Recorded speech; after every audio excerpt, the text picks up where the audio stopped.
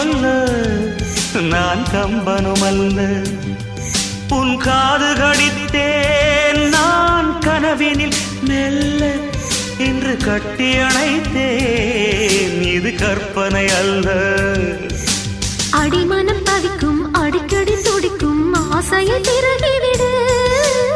இருவிழி மயங்கி இதழ்களில் இறங்கி உயிர் வரை பரகிவிடு.